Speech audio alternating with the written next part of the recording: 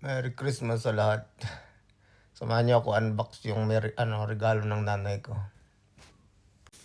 Ito yung regalo ng nanay ko. So, pag ganito ang sign niya, ibig sabihin, sugal. So, wala siyang Christmas,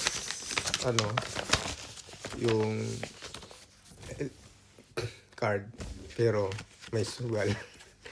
Scratches. Pag nanalo ka dito, may nanalo ka ng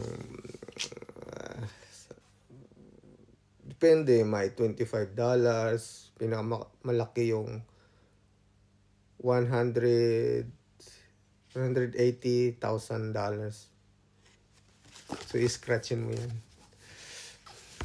Matamad ako mag-scratch ngayon. Ito lang ang regalo ng nanay ko. So, binigyan ko siya ng $20. Ito ay halagang $5. $5. Ayun lang.